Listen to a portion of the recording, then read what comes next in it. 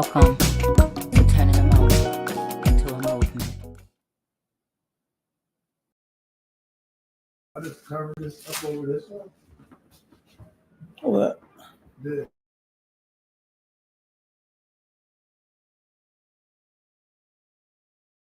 Hey. Do I gotta hook it up to this? Jay, you on mute. Hi, everyone. Hey there. Welcome. I look like we got a guest panelist. I'm going to bring him in too. Hey, Larry Okay. Darnell. Hey, now how y'all doing? All right. Wonderful.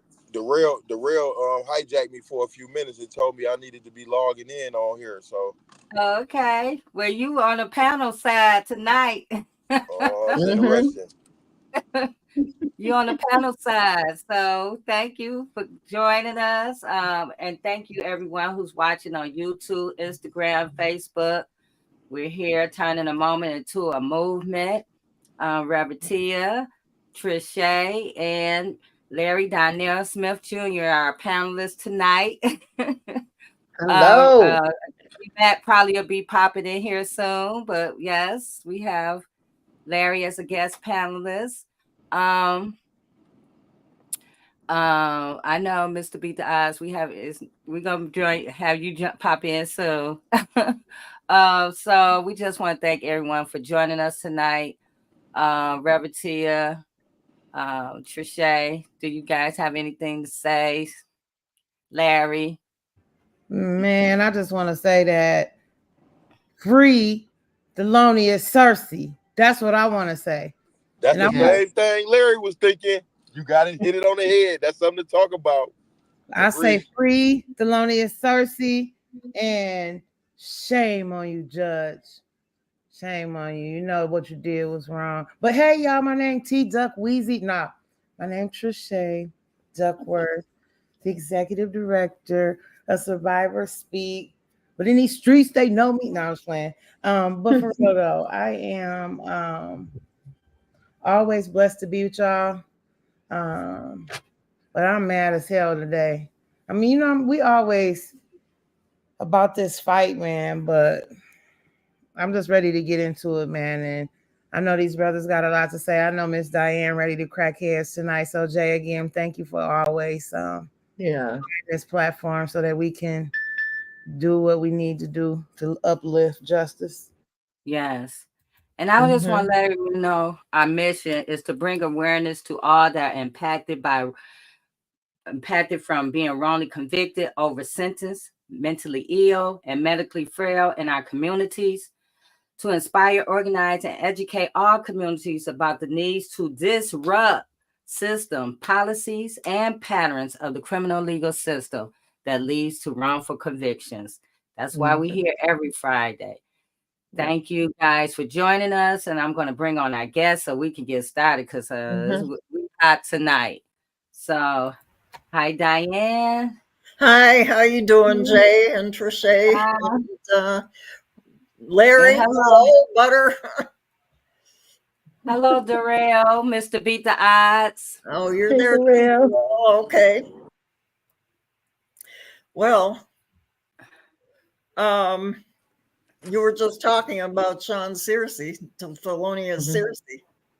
Yes. Are we going to talk about what happened today? We can start talking about that right now. Anybody who wants to take that, Trisha, Larry, Darrell. Go ahead, bro.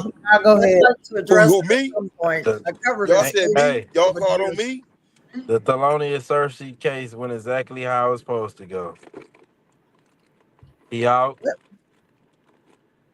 The judge, we knew that he was gonna put the tether on him, but he gets to Rome. He don't have no restrictions. So at this moment, without filing any motions, hey, we ready to actually keep on moving and get some motions filed to get it dismissed. That judge ain't do nothing wrong. He could have kept the tether off, but I knew that he was gonna put the tether on him. You got to know that he can't win all the way around. They ain't gonna give you no bond. He ain't got to pay no bond. Personal recognizance. And you think that they was gonna let him just roam free, just give everything to the defense? The prosecution had to get something. But then eventually we gonna get Yeah, the they win threw too. him a bone. They threw him a bone. That's what they did. Back up a minute, Darrell. I What just know the about system. Darrell? Back up a minute. Back to the injustice of the way they appealed Sean's conviction in the first Oh no, place. I was talking about today. We ain't talking what they said about today. Today Well, when the court on it, he free, man. They set a date. They ain't gonna go to trial. they ain't going back to trial. Why are they putting They him ain't on gonna a go to tether? trial. They got to prepare the whole case together. They witnesses is dead and everything. Let's see them prepare their case for trial. Normally, this is what they do. Well, this is Kim Worthy's MO. This is what she does with everybody, no matter how solid their case is. I was just talking about how she pursued Marianne Gaboldo till she killed her, basically, after she, in 2011, after two judges had overturned charges that were brought against Marianne for defending her child from being taken by the police and without a proper court order. And Kim Worthy, two trial judges at the 36th District Court and at the regular Wayne County Court, both overturned the conviction because there was no judge order to take the child. And Kim Worthy kept appealing and appealing. Marianne had support from all over the world. And the final time, Kim Worthy managed to get the charges refiled through the Supreme Court. And the day before Marianne Gaboldo was supposed to go for that new trial, she had a massive brain aneurysm, and she died 6 months later. That's what I mean about Kim Worthy. The question she asked What me, they what did about to today? Sean is ridiculous. I mean, he didn't have to do what they did today, but you could see it was coming, because what he did was he wanted to acknowledge that I believe, understood what was going on with Cersei's case, right? But he had to they all in the bed together, so he had to throw the prosecutor a bone. You know what I'm saying? And but my thing was why I said it was wrong, because I mean the man been out for 3 years almost. You know what I'm saying? So it was no reason why, haven't had any type of infractions, no dealings with the police, nothing. So I mean, yeah, he had every right to do it, but I feel like, especially he got family, stuff like that. Like, it just wasn't necessary. I could see if he was like a real risk, you know what I'm saying? But he wasn't, in my opinion, he ain't no risk. So he ain't have to do that. He did it, but he ain't have to do that. Can I and you know what? I wanna, Diane, can you go back a bit and give an overview for people who may be joining us the first time, just in case they don't know. Okay, let me go back. I covered Sean's case for at least 7 years extensively in the Voice of Detroit. And his was a tremendous victory. He had his first evidentiary hearing was held in which Vincent Smothers confessed, and he testified at that hearing. Vincent Smothers was also the one that did the killings in the Devontae Sanford case, but he was never able to testify at Devontae's hearing. In Sean's case, Thelonious Searcy's case, he testified for 2 days. I covered all the evidentiary hearings. It was extremely strong testimony. It was in keeping with all the forensics in the case. After the judge the judge was Timothy Kenny at the time, who was who is the retired chief judge now, and the Court of Appeals afterwards found that Timothy Kenny abused his discretion, and that they had given wrong information to the jury about the ballistics in the case. All sorts. There was a really strong Court of Appeals opinion that overturned Sean's original conviction back in, was it 2021? I can't remember the exact year now, but it was a tremendous victory. And then he got in front of Judge Thomas Hathaway, who was the one. Now, he went through this whole song and dance back then because he'd been freed because his conviction was overturned. and they had him on a tether. And Judge Thomas Hathaway, yeah, they had him on a tether. Judge Thomas Hathaway, after he'd heard now he thoroughly reviewed everything in Sean's case, all the evidence, all the filings, everything. And after he had reviewed all that, he said it was clear to him that Sean could not get a fair trial again with that prosecutor, with that prosecution in place, that they had deliberately hidden all sorts of information that was exculpatory to Sean, and that they were continuing to do it and would continue to do it. And that's when Judge Thomas Hathaway decided that he was going to which he had the right to. He had the right to go ahead and dismiss the charges with prejudice, meaning they cannot be brought back. Now, prejudice. So how did they get brought back? Well, what happened? Kim Worthy appealed Judge Thomas Hathaway's ruling because she appeals everything, no matter how solid the case is. And it went back to a Court of Appeals panel. We watched the Court of Appeals arguments. They were ridiculous. There was a woman judge on there. I can't remember her name now. White woman judge. She was clearly biased from the beginning in that case. Now, you have to remember, the judge whose opinion had been overturned by the previous Court of Appeals panel was Timothy Kenny, who has all sorts of connections within the state court system. He's had, because he was chief judge for a long time in Wayne County. And he's still, even though he's retired from Wayne County, he sits on panels and everything. He knows people across the state. Now, I'm sorry, that was a kangaroo panel that was set up to overturn that conviction, to overturn his dismissal with prejudice. It was a kangaroo panel. We watched the appeals arguments.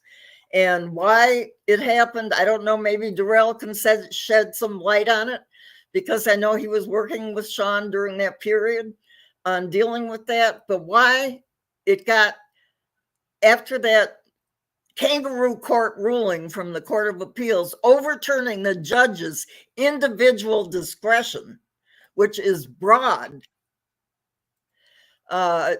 how it got to the Supreme Court is another whole matter. I do not know. It was appealed to the Supreme Court, and the Supreme Court did not hear it. Darrell, did they ask for a reconsideration of that failure to from the Michigan Supreme Court? Did he ask for a reconsideration? Darrell. Yeah, they filed a reconsideration, but I haven't never heard anything else about it. Yeah. Well, because I was sure the way the Michigan Supreme Court has been ruling since Bridget McCormick was on there, has been much more progressive than a lot of Court of Appeals panels. I was sure that was going to get overturned. I don't know what happened, that they didn't even hear it. They wouldn't hear it. So anyway, the issue here is that Sean was back in court today. Thelonious Searcy was back in court today, from what people are telling me, and that that the judge, Kim Worthy, took him back to the court for trial, and he was put on a tether again. After 17 years of appealing, being on a tether. I'm Larry.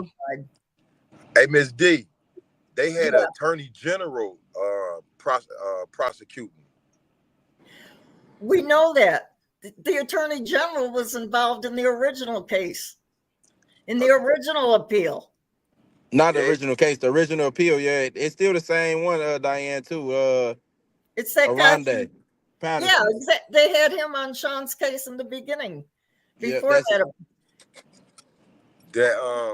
well, to me, I think that it's a travesty that they step in with this incarceration, because the ramifications on a person's mental state is, Mm. I mean, it's horrid.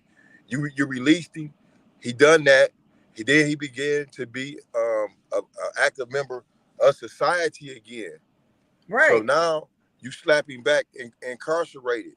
And I mean, I respect what you saying, Darrell, because we know that we never get everything that we entitled to.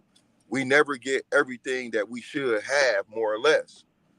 Don't make it. It definitely don't make it right by the standard on my behalf. And what I think that what's happening is they executing these dollars in hopes to execute men again. Mm. Well, one thing, they don't want to pay out any wrongful imprisonment lawsuit. In Sean's case, also in your case, Darrell. But that's not the only. The fact that Kim Worthy even tried to take that case back to trial is just appalling to me, because that was a thorough evidentiary hearing. It was a thorough ruling from the original Court of Appeals panel. So I don't know what is going on now. Apparently, I'm not going to talk anymore about it, because I just found out about this today. So maybe you'll explain what he's planning to do from now on. Yeah. So tell me, what was the final say then today? Did they dismiss all charges or what? No, Trisha, well, Darrell, Larry. What happened today? Yeah. They talked about setting a trial date, pre-motion dates, and then slapped him back locked up. Put a tether on him, GPS tether on him. GPS tether, that's called e-incarceration. That's a form of having people locked up. That's exactly right. It just don't seem like it makes very much sense when you got overwhelming evidence that this is not the person. You got a person confessing to the crime, and then you got other evidence that they withheld. Like, this is overwhelming, and then this just show that these tax dollars that they sucking up for the participation of that process that took place today, right? And then gonna take place on another day, gonna take place on another day, all to hang somebody. It's a modern day lynching. To me, I'm just saying, I was there. I served years with him. I served years with Darrell. I seen what the pain of their families associated with themselves and through that experience. So now you're going to make people go through this whole same thing again. For me, it was traumatizing to hear that he got to be locked up. And so for some people, a tether is cool. To me, that's called e-incarceration. And until the country understand that it's a way that they use to cipher our time and to cipher bucks up out of us, then it's just going to be consistent. We need to really pay attention to what's taking place here. Yeah, it's going back to slavery days is what it's going back to. Let me clarify something, right? When y'all ask me, the question is, how did the day go? Today go exactly as I seen it come happening. I knew one thing for sure, that they wasn't going to remand him back to prison or into incarceration in the Wayne County Jail, and I knew that they were going to set it for a trial date. Now, in the midst of all that, right, you have to expect that we is not going to win all the way around. I already knew that, so that's my position on that. Now, when we talking about his case, certainly it's a travesty of justice going on, and the Attorney General office is involved in this, so both, not only the Wayne County prosecutors on alert, but the Attorney General office under Dana Nessel as red-handed involved. They know what's going on. They know that they got a confession. They know that they held suppressed the evidence, exculpatory evidence. They know that they got the video footage to show that y'all witnesses said the shooter went in the store. But the video evidence is produced now, and you see that he wasn't in the store. That right there alone clears him off the case. But they still prosecuting him, because, as you say, it's the bottom line of dollars that they worry about. Every time that me and Cersei either get ready to go to court, y'all notice Kim Worthy always let somebody out. Pay attention. Yeah. Hold on. Every time we went to court, the day before she let someone out. Yep. And these are the cases that have been in front of her left and right. Yes. We ain't stopped making any noise.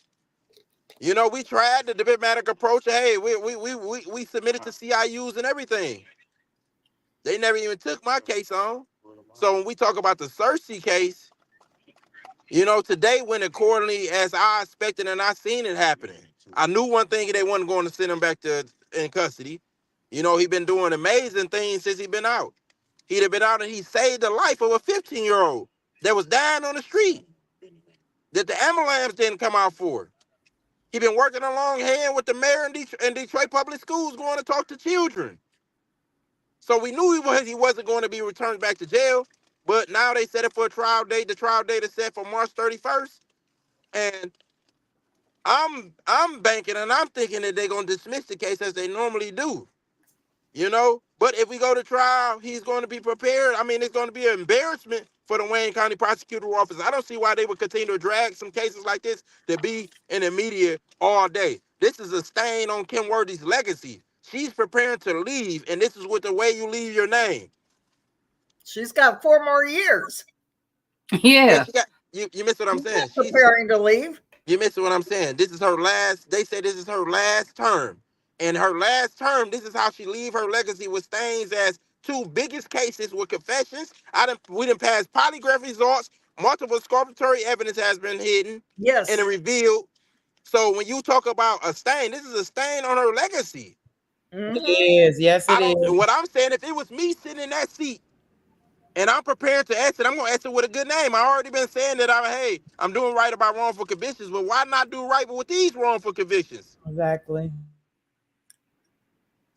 Because they never want to admit things that point back to their office, period, point blank. They never want to, you know, have that be the narrative that, you know, that, and I've watched that, like the Michael Lawson case. It's prosecutorial misconduct. They withheld the tape. They withheld the tape, and go figure, the tape in the prosecutor's office, but the integrity unit said that it has to be paid to be unlocked. Yeah. So then they had to call Claudia Whitman, who lived outside of Michigan, to get the tape unlocked, and he still ain't out. And y'all know that the tape proves that he was not there. That's what I'm saying. It's a game to them, man. It's a game. They keep playing the game, and we keep playing the shit with them. It's such of a game, and y'all, if y'all notice, right? And they only dealing with officers who are off the force. They haven't did anything to no prosecutors to this day. They haven't did anything to no officers. We got another officer who just got out. Exoneration. This happened 2 days ago. The brother Lavelle. Walter Bates. And Diane, you've been screaming about Walter Bates.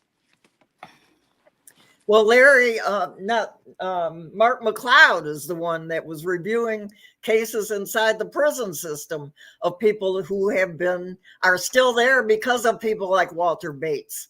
And that was when the Walter Bates case came up in material that he sent me in a story. And that he's been framing people up since forever.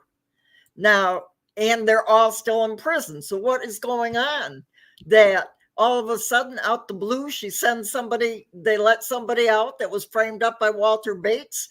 And in that case, it was basically the same thing as what happened in Carl Hubbard's case, whose case I've covered, which was that the only evidence against him was a witness who claimed that he saw him in the vicinity of the crime and then recanted later, repeatedly, like in Carl Hubbard's case. And they refused to give any action to Carl Hubbard in that case. The prosecutor has the ability, they don't have to appeal everything. If they see that they have no grounds, they cannot appeal it. And public pressure needs to be brought to bear there. She's got 4 more years to keep doing this shit. Excuse me.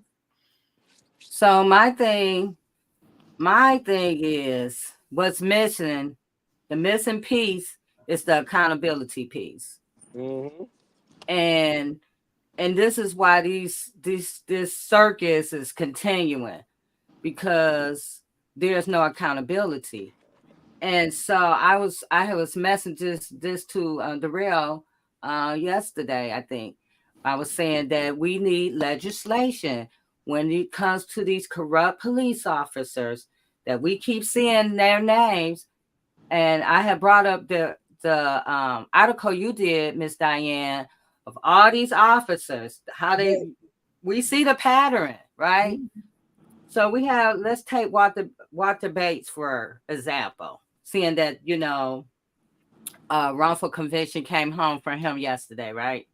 So they know this man went to prison for bank robberies. He was already suspended doing this case. He has a legacy of corruption. Where we need legislation where we can say, when we see people like him, then we need to have an independent panel or somebody to come in, because we know the prosecutor office is not going to do it, to come in and go through all of his cases. Because we just let them go one by one. 10 years, we're going to let another one go. Another 5 years, we're going to let another one go. Well, you can let them all go like they're doing in other states. Go ahead, Larry. Ooh, that sounds so nice. I swear it does. From this perspective, right? You got the Walter Bates. You got the Monica Childs. You got the Barbara Simon, right? That's right. Right. So a bunch more.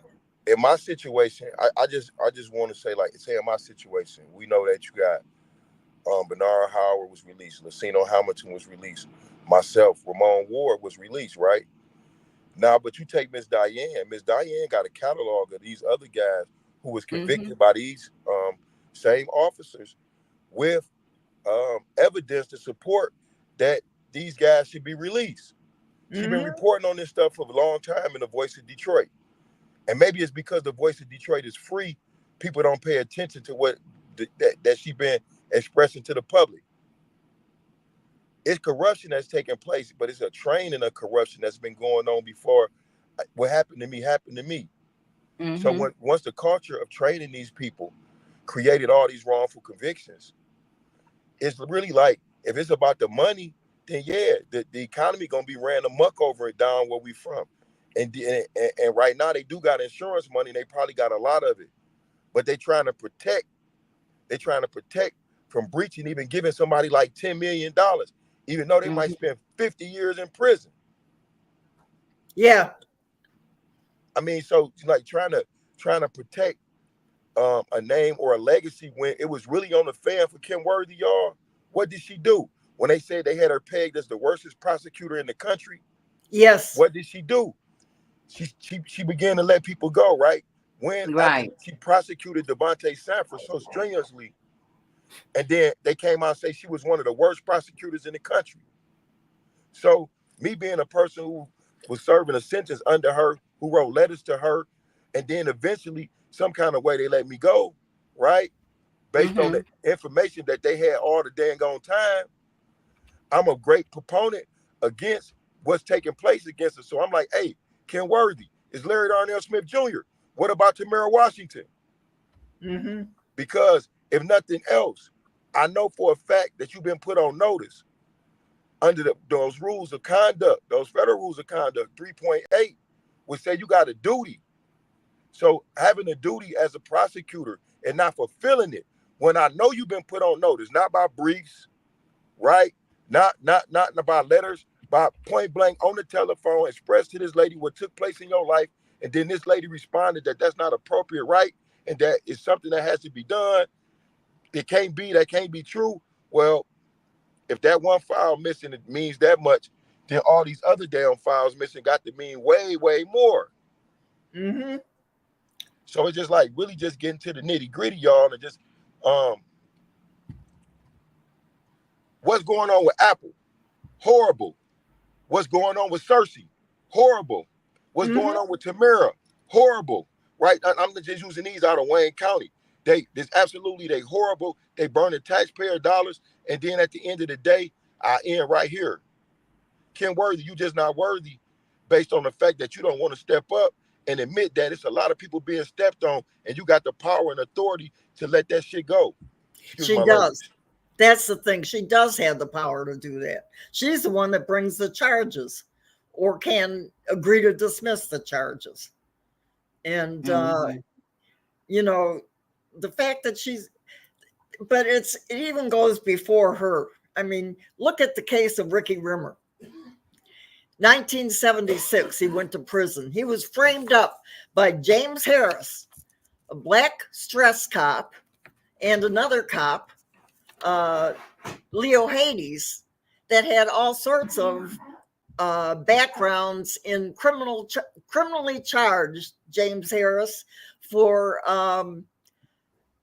a raid on a deputy sheriff's apartment by 3 stress cops, including James Harris, that resulted in a gun. They opened fire on people in that apartment who were playing cards, killed a deputy sheriff, a Wayne County deputy sheriff, back in 1972. Ricky went to trial in 1975. James Harris was the chief officer in terms of engineering his frame up. Okay. The other officer was Leo Hades, who was involved in another incident in the community back in 1968 at the Veterans Memorial incident, where a group of racist cops that were there for a party given by their wives attacked a group of black youth that was there with their church for an event in the same building. And when they ended up having to use the same bathroom because one was broke down, the police, who were drunk by that time, followed them out, beat the youths, and Leo Hades was charged with doing that. He got a trial outside of Wayne County in just outside of Lansing with an all-white jury and was acquitted. Now, those were the 2 cops that framed Ricky, and Ricky's been there since then for 50 years. Okay. Now he's got a case still in front of Judge Christopher Blunt.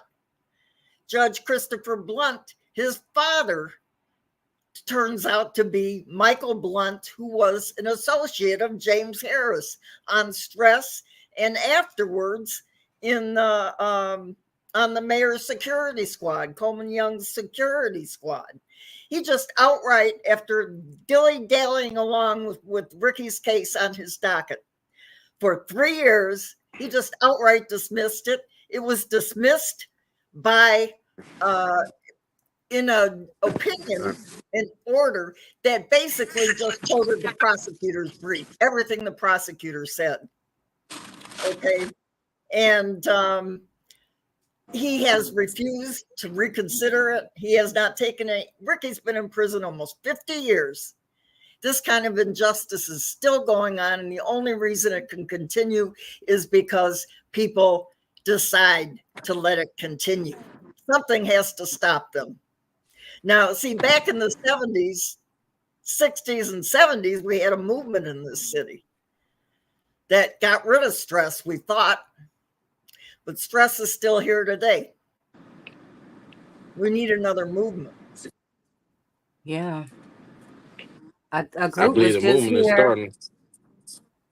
Go ahead, Darrell. I believe the movement is starting right here and right now. You know, we Mm-hmm. got a mighty power. We got 40 honorees. If we can get those guys to actually start standing up with me and Larry Darnell Smith Jr., you know, because it's bigger.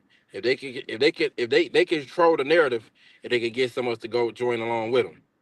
But the thing is, a Mm-hmm. lot of them scared that they could be like me or Thelonious Cersei, recharged or appealed after appeal, you know, and because she's not dismissing these cases with prejudice. See, everybody don't talk about it. They say, "Oh, it's 40 exonerations."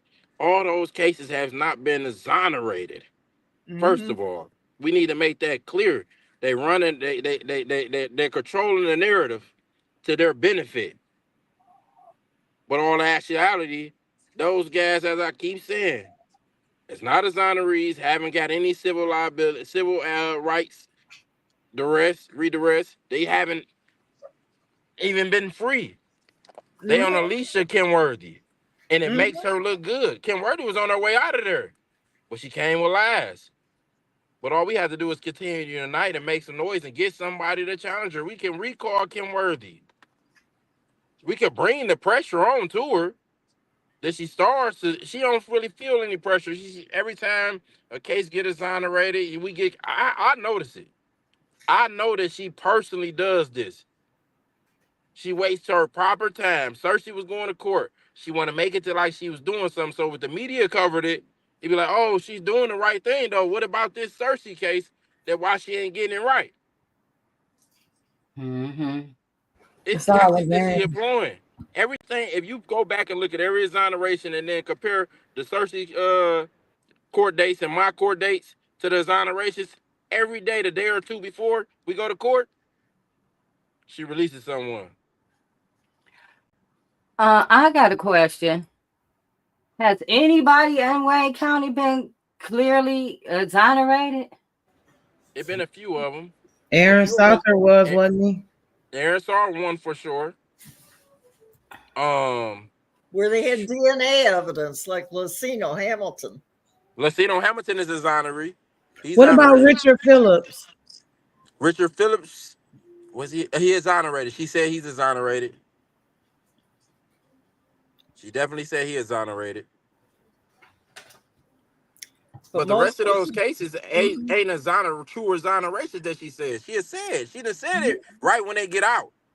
Mm-hmm. But then right after that, she need them so to paint her narrative, so she keep them with them, and she let them run with the name of their exonerations. But it would be more powerful if they stuck to the Brady issue and they struck to the police misconduct, because that's how we get more people out. Right.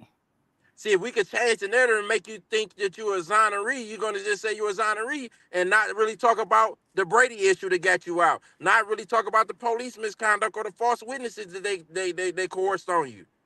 And the hundreds more people they still have in prison from Wayne County. It makes those police and those prosecutors, like Patrick Muscat in Sean's case. Right, because if you pay attention, in Chicago, when they have a Brady and they have police misconduct, they unite behind that Brady and that police misconduct on that officer.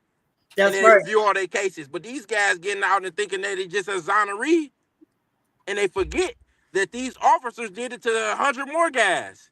So This is why we can't get 100 guys or 200 guys cleared like they do in Chicago.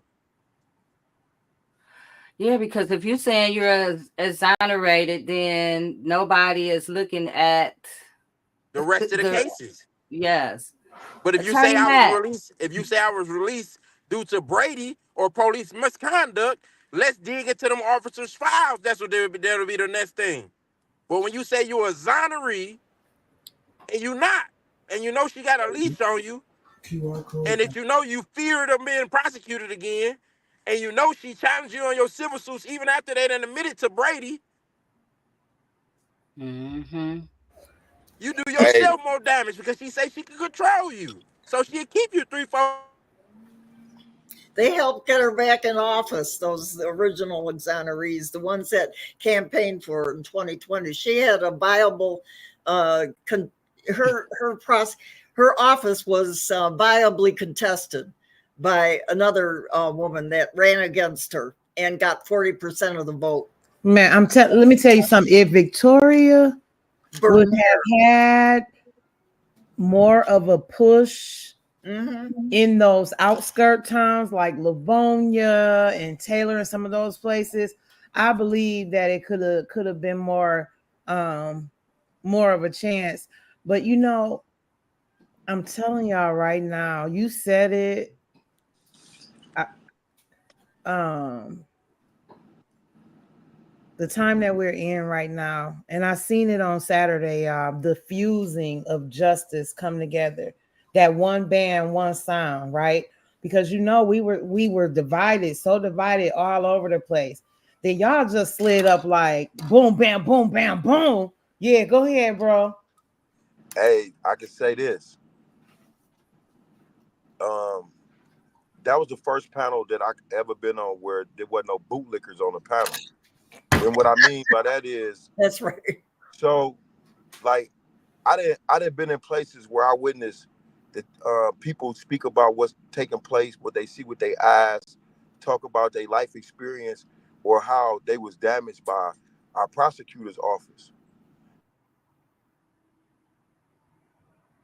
The other people come in right after it.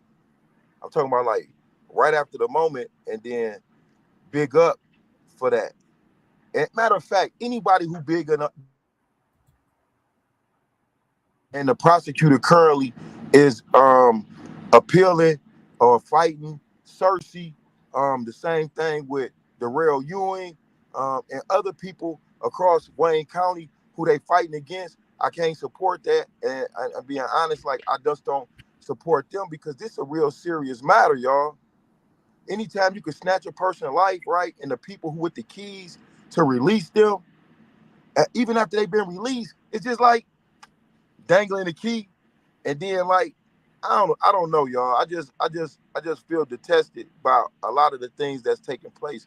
And the number one thing that's taking place is we supporting people that's stepping on our culture, stepping on us as our humanity, stepping on us, our rights, stepping on just if each one of y'all don't understand what I'm saying, then like I say, and each person who out here watching, then y'all probably never felt what I felt. They're stealing hundreds of people's lives. Exactly. They're killing people. We don't have execution in this state, but they might as well have it because they sentence people to life without parole where they could never see the light of day again. And there's hundreds of them still in there in the prison system in this state that are parole from these cops and prosecutors. And they haven't been released, and everything that they try to do to get out is countermanded. Hey, they need to be released. It needs to be another Bastille Day. Hey, Miss Diane, let me ask you this.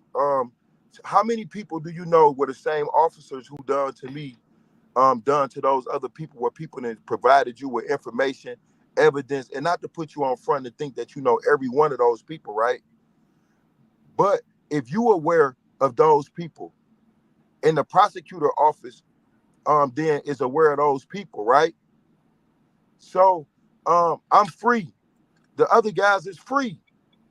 Where is that like that trickle down effect? At what point is it gonna get to them guys, or did they just miss their opportunity? Right? Because we got ours, so because us folk got ours, that the rest of those guys, by their admission in those memos, that is hundreds of guys. That's right. So that if it's hundreds of guys, was us four, they just stop with us? Or is at some point, is they going to trickle a couple of more? And what I'm saying is, if they waiting to trickle a couple of more, then they taking part in the process of killing those people in a slow, painful death. That's right. Life without parole. Absolutely. That's what's going on. And that is a slow, painful death. That's right. That's what Ricky said when he first got convicted. Well, when I interviewed him about his case, he said, James Harris, because I wouldn't sell drugs for him, James Harris said he was going to get me. He was either going to, and I knew he was either going to kill me or take my life otherwise. And that's what he did. He took his life. It's called death by the stroke of the clock. That's what they doing. But hey, Larry, and then it's just so powerful, right? Everyone put out this mass newsletter to show up for Thelonious Cersei, right? Mm-hmm. Right? Mm-hmm. You was there, Larry. Yeah, for sure. I was there. Eric Anderson was there. Oh, yeah. Where's the other 40 so-called exonerees? Why they wasn't there? I mean, well, bro, it ain't even like, look, I think we had maybe 5 or 6 exonerees there, right? Because you had Clue, you had Shamar Avery, right? So like you had maybe 6 exonerees. You had 6 in there? I think it was a good 6. Me, you, I was about to say Take us out.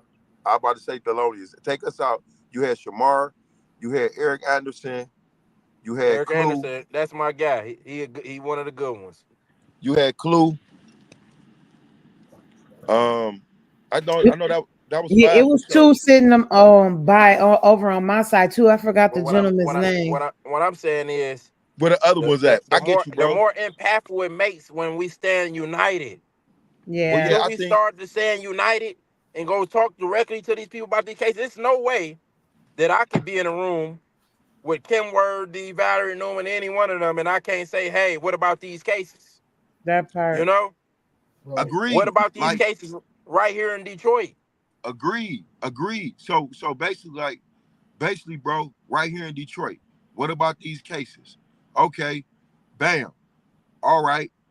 You hear me? Like, we say it like that, and then what? Because it's always end up being us. Now, with us though, right? We get community support. We might not get as much support from like prosecutor's office or agencies that have to do with wrongful convictions. But as far as community support, right, we supposed to always have that, because when it comes to standing on the front line, advocating for those that's innocent, medically frail, over sentenced, you always see our face. Mm-hmm. We don't just sit by, and we actually take part in the process. Like, I ain't just trying to show it when nobody get out. I know that's support for people like me or other people getting out of prison. But if you call my phone and I blow you off and then you get out, I probably ain't coming down there, because I didn't take out time to research what you had going on. So I set out time and research what people contact me. I don't need an innocence project. Shout out Claudia Whitman for helping me to get out of prison. Matter of fact, being a great major force and catalyst and pushing me out of prison all the way from Colorado.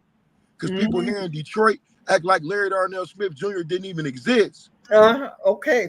My mom, Teresa, Miss Diane Bukowski, yeah, absolutely. I give shout outs to the people who stood by me in the struggle. You know, my uncle, people who used their last of their resources to help me to get out. But remember, 26 years, 10 months, and 7 days, 27 years is a long time. Yes.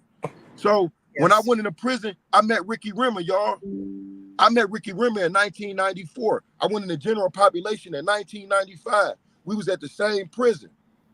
I watched that man not had nothing to do with nothing. He was with me on the basketball court. Matter of fact, I was violating the rules. I was on sanction. I was on LOP. I was on top lock. And they put him in the hole for a murder, but he was on the basketball court with me. I was on sanction. So it just show you, right, how a person can get done wrong by the system, then placed inside of the system, and then get done wrong inside of the system, and then get spent around, and they put such a horrible label on you that the public, the society, people, misconduct tickets, oh my God. If you got misconducts in prison, society got you deemed like you the worstest thing ever. When the last time you had a ticket? Parole board, when the last time you had a ticket? What do you mean? What a ticket doing for somebody who died in prison for something they didn't do? Right. Like, we need to really start taking this stuff into consideration. When you put a person in that place and you don't provide them with the proper information, you don't the proper diet, like what you eat and digest into your stomach, into your mouth, into your soul, is what come out in your actions. So if you got me in this place for something I didn't do, and you steady stepping on me, then I'm steady gonna be giving out the shoe. And absolutely, the 13th Amendment, when you start talking about slavery and amendments and what afford them the opportunity, duly convicted. So when you duly convicted, they can pay you 17 cents, they can pay you 23 cents, they can have somebody jealous of you over 32 cents, shooting kites on you, getting you urine drop, getting you shakedown, getting you transferred for slave wages, turning you against each other. I'm just saying now, because I know it, because I lived it. Darrell, he know it because he lived it. He experienced it. Them calls to the law library, 2 noodles. Ooh, y'all know what 2 noodles will do? So I'm saying all that to say, y'all, the way that it's designed, I think the system is working like it's supposed to. The 13th Amendment, the system is working like it's supposed to. Yes. The school to prison pipeline, the system is working like it's supposed to. The Anti-Effective Death Penalty Act. For all of these things that kill off us, kill off creativity, take our lives and put us in prison and remove us from society, the family structure. Those things are doing exactly what they're supposed to do. And then in the process, we not doing what we supposed to do. Taking action, holding accountability, first to ourselves. When I sued the prosecutor, y'all, I got beat up. People start beating me up. Exoneree, boom, boom. You can't sue the prosecutor. You can't sue the prosecutor. I beg to differ. If the prosecutor take part in the process of putting people in a prison for a crime they didn't commit, and they actually took part in that process, like the adversarial part of it, investigating and planting stuff in there, they should be prosecuted. They should go to jail. And somebody should be compensated. And there's enough money in the damn world, y'all. Hey, Larry, let me tell you this today, right? Now, when you talk about how they told you, oh, don't sue no prosecutors, all this, right? You know, today when I went to court, I seen quite a few attorneys in them down there, right? I ain't gonna name them. They know who they is if they watching this. But they like, Mr. Ewing, you need to be at home and not in the courtroom. I say I'm right in the place I'm supposed to be because I'm in the courtroom. I'm a lawyer. I ain't got the bar number yet, but I'm defending people and I'm fighting against claims of innocence.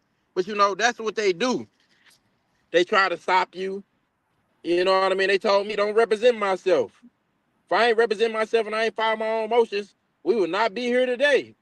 I'd be in the Good prison job, cell not able Darrell Ewing. to tap in. Everybody clap, please. I'm clapping, bro. My heart is joyful. I'm so thankful to the Creator for bestowing an education on you, bro. Like, if you didn't have that knowledge, that forethought, man, that if you didn't have that, bro, guess what? And if you listen to everybody else, you would still be going through strip searches. You know? No. That Still is going through strip no. searches, still telling somebody to tell me to take count.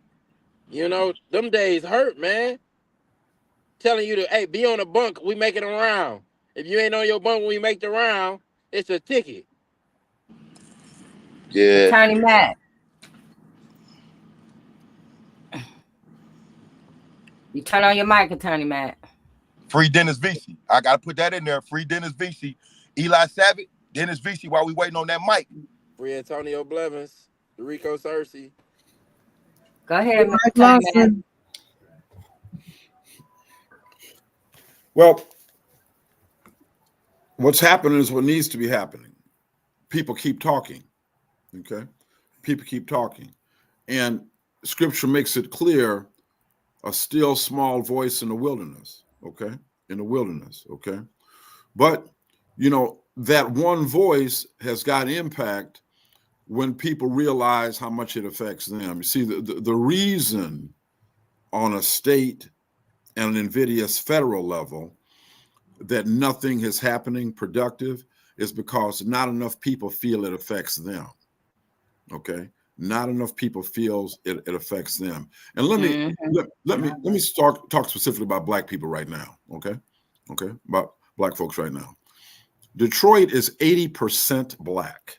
80% Black. Okay, now you would think that a city that's 80% Black, and once again, I don't want to stereotype race or anything like that, but you would think that a city that's 80% Black would assuredly have people in positions of authority. Let's start with the mayor, for example, okay, that reflect the collective views and needs of those folks, okay? And just by numbers, you would think that person is Black. You would think, but it doesn't have to be, because it's not necessarily about skin color. It's about right and wrong. Okay. So the question you've got to ask is, what are the people in the city of Detroit doing in and of Detroit to address the prosecutor's office, to address the mayor's office, to address the state representatives, to address the state senators on pushing forward progressive legislation? You see, because the chief of police, that's the mayor's chief. That's the mayor's chief of police. Okay. So the question is, when you have a police agency, all right, that does not voluntarily want to subject themselves, okay, to, like, and I'm sorry, no disrespect to any of y'all that is on the police commission, but those things are largely facades, okay? They're facades, okay? They have no real authority to fire anybody, okay? So until you start getting these other groups, other entities, like a police commission that can start holding police like accountable, then it's all lip service, y'all. I mean, hate to bust somebody's bubble, but it's lip service. And as I said, J Love, when you had the representative on last week or so, it was, he agreed with what I said. Even with the Democrats having that majority, what have you, in the House for a period of time, weak, lily-livered Democrats, scared of being primaried and challenged and losing their positions, that's why there was no affirmative push on qualified immunity. You see, because they had the votes. Yes, they did. Yes, they did. Yes, they did. They had to vote. Even if it was on party lines, they had the votes. They would not do it. They would not do it. So the bottom line is, until we convince people, and that's why elections have consequences, that you sitting at home and not voting, or you don't care if somebody get their head cracked by the police, it wasn't my son. It wasn't my son. You know, I'm good. Okay. That until it affects you personally, and until we can convince them, or they have a spirituality about them, a sense of fairness and justice, they will not get involved, y'all. You know, and this is a spiritual battle, by the way. This is and a it's spiritual sad. battle. It's sad, Attorney Matt, because it is affecting everybody. It is. You see, and it's, you know, it might not be your personal son or your personal daughter, but at the you're moment, paying these lawsuits. Right. Who's At the paying moment, for it? right. We are. It's not your son or daughter at the moment. At the moment. Right. Okay. At the moment. But so you know, and you know, with all due respect to the people that are quote unquote exonerees, the only exonerees I've ever seen are people that were cleared through DNA, like the Central Park 5, for example, okay, or the fictional character Richard Kimball. Remember the fugitive? Remember the fugitive? All right. Anybody else that is out because their conviction was returned, let's say for prosecutorial misconduct, and the prosecutor's got the authority to bring that charge again, it might sound nice, exoneree might sound nice, but you're not exoneree until you can go where you want, when you want, without anybody being able to say a damn thing to you. Okay? Okay? So, and what I'm saying is, Kim Worthy has got the authority, and with 99% of the people that are quote unquote exoneree, that are called exonerees, she can say what she wants to you when she feel like it. And so when I hear stories about people not showing up when they should, I'm not surprised. Are you really surprised? Are you really surprised? When you know the person that you're going to be protesting against has got the authority to say, well, you know, we need to reconsider your case. So the men that I've heard speaking right now, they have put principle and character over their own freedom. I understand. I've got 2 bar numbers, okay? One from the State Bar of Michigan and one from the Michigan Department of Corrections, okay? So I understand quite well. So it takes an exceptional man or woman to say, you know what? I'm willing to put my life on the line for what I know to be right, you know? And so the problem is we don't have enough of them, y'all. We don't have enough of them. And so those that are willing to speak up and stand in the breach, we got to support them. But you know what? Black people, we need to really look at ourselves for real. I mean, you know, a lot of things that happen to us at the hand of the police, if we would storm them courtrooms and show up and demand justice, it'd be different, y'all. It'd be different. I remember Jesse Jackson said one time, if y'all would just stand up, he'll fall off your back. Okay. You know, and so there we are. But much respect to the men that we've heard and the women that have been through this also. I understand personally. So it's an ongoing thing, and we can't let it die with us, y'all. We can't let the movement die with us. Hey, no disrespect, but Attorney Mack, how you involved in wrongful convictions? Because I know it's a lot of people probably listening, family need help and everything, be looking for attorneys, and this is the second attorney I done sat on a panel with now, and I just want to know how you involved in wrongful convictions. How can you help in this cause? How do we get a prosecutor out of the seat and put a defense attorney as a prosecutor, somebody to challenge the prosecutor office? You know. Hey, brother, with all due respect, you must not know my story for you to say that. I mean, I don't know the story, but I know that we sat inside, and I speak for the voices of a lot of people that's locked inside. Diane Bukowski deal with a lot of people, but we can't get no help from a lot of attorneys, innocent clinics, and everything. The CIU not to be trusted, because you submit your evidence to the CIU turn around and submit it to the judge and say we ain't found their witnesses credible. Yeah, so, well, yeah. I've been involved in this work for 14 years. 14 years, 2 months, and 14 days. I was buried. I reached out to all type of different attorneys. So I just want to know what you involved. There's families on here that's tuned in and they need help. Okay, well. So that's what I'm trying to see what you do about this, you know. Well, first of all, people fight in the venues where they at. Okay, so you can't say if somebody fights one way and they don't fight your way that they're not doing nothing. That's the first thing. Nobody's never said you ain't fighting no way. I said, how can you help in this cause? Excuse me, brother. What I'm trying to tell you is you really don't know my story. Okay. And what I'm telling you is when you say, well, how come we can't get a defense attorney to go on and run and try to do something in the prosecutor's office? You're exactly right. You are exactly right. And so what I'm saying is I happen to know somebody personally who took what you said to heart, okay? Put up with all kinds of shit, excuse my language, okay? From black people, I might add, from black people, all right? Who say, well, what you talking about? You know, you've been to the joint. You know, how you going to be a prosecutor? And look, people can support who they want. That's not my point. My point is when you have your own community that is harsher on you than the majority community, something is wrong. There's a name for that, my brother. It's called self-hate.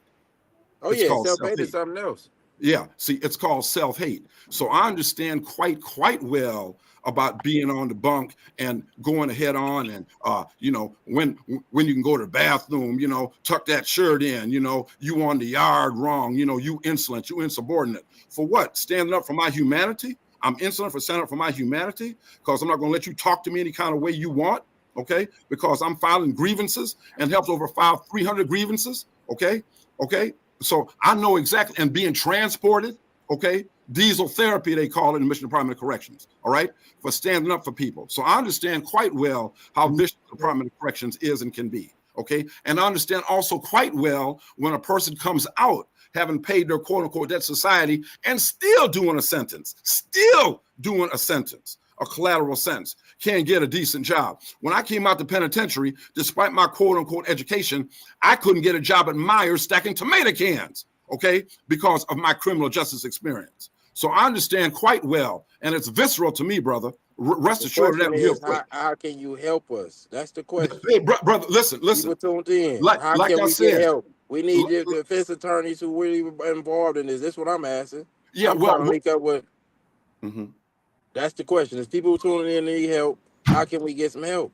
That's the question. We don't care about the NDOC. Trisha. Yes, thank you. Oh my goodness. So, I think that happens sometimes when we, you know, kind of get into certain settings. I think maybe, Brother Hugo, you may have misunderstood his question. I don't think it was something that was accusatory, like, nigga, what you doing? I don't think it was that. I think it was a plea. And I'll just say from my point of view and working with a lot of families do not have 15,000. They don't have 20, 25,000.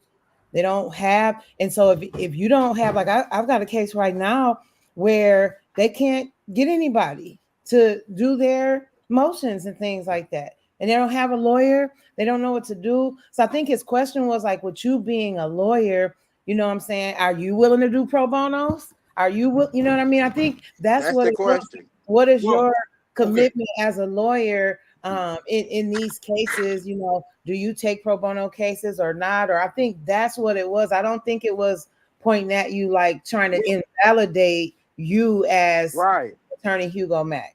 Yeah, that was never to invalidate. I'm saying this family's tuned in, that's looking for help. It's an attorney on here. Can you help us and help them? Well, that's the question.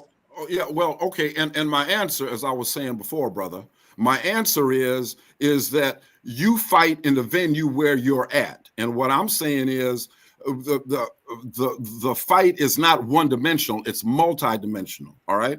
And so what I'm saying is, in terms of work and pro bono work, we do that. We do quite a bit of that. But what I'm saying is you can't say because a person does not have X amount of cases pro bono with wrongful conviction, you know, this is something wrong. So what you can do. That one, but I want to be clarified to be sure that is not the question. No, that's not the question. Okay. So the answer is that you keep reaching out, not only with attorneys, but with organizations that try to do those things. So see what part of the problem is this, is that you have a few attorneys, a group that are dedicated to trying to do the right thing against an entire system that is paid by you, by the way, to oppress people. Okay. So, and when you talk about fighting these cases, you know, appeals and witnesses and private investigators, that is a daunting task. It's not insurmountable, but it's a daunting task, and it takes a collective effort. So to answer your question, part of the problem and part of what attorneys like I do is that we do pro bono work on the levels that we can handle them and help as much as anybody can. Just like everybody on this panel, okay? I mean, everybody here is doing in the venue the best they can do to try and help. And that's all we can do, and not to give up. So to answer your question, in terms of, there was a brother that was on this show some weeks back. Brother's name escapes me at the moment now. But you know, he did some time in the penitentiary and out of you know, with Wayne County, and trying to get support and help, and you know, keep reaching out, and people that can pitch in and do. They may not be able to do everything, but they can do something, and which is what I've dedicated my practice to doing. Okay. So let me get Diane in, because I know she has to leave. Go ahead, Diane. No, actually, I was just texting to say that I was going to take a break now. Yeah, actually, I was only planning to be here till 9:30. So, yeah, I was planning to bring a couple other cases to light here, but right now, yeah, I do have this one, Diane. Yeah. Just 1 second, because I do want you to hit on this one. Okay. Yes. Now, this is an example. I just did this story, and the case is Michael D. Graffenried. Now, I got his case. You know, his family contacted me, and I did the story on his case. Now, you're talking about attorneys. The attorney in this case is Tiffany P. Howell. Now, I was struck by her. If you go online and read this story, you'll see that it's the story on the top of Voice of Detroit right now about Mike D., not the shooter, victim of a 1999 drive-by shooting in Inkster. Says he's testifying to that. Now, he's got an attorney that I haven't seen the likes of in a long time, a young Black woman named Tiffany Howell. She really did a job, and you can watch it in this story. You can see her in action, because I've got the video of the court hearing last week on October 8th. It was the court hearing, and I invite people to go and watch how she handles. I first became aware of her when we were watching Court of Appeals arguments in the case of another guy that's been covered on Voice of Detroit, Roger Carlos Ray. And she stood up to that Court of Appeals panel. She just laid down the law to them. The judge eventually, one of the judges said, he really told off the prosecutor. They told off the Wayne County prosecutor. Explain to me how denying this individual relief is doing justice when we know now for a fact that the police who investigated this homicide intentionally and purposefully withheld evidence from not only your office, but also from the defendant. For goodness sake, how do these facts not justify doing justice for this individual? It just boggles my mind that you're even contesting this. And that's after Tiffany Howell. And you can watch her.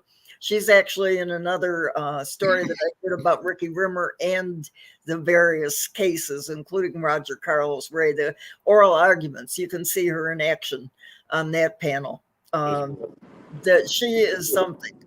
So just as far as attorneys go, that's who I would recommend now. I don't deal with a lot of attorneys anymore, but hey, anyway, I'll just sign off with that for right now. And then I got to be talking to people later about what we're doing about Sean's case. because I'd like to do a story about that. Let people know what's going on.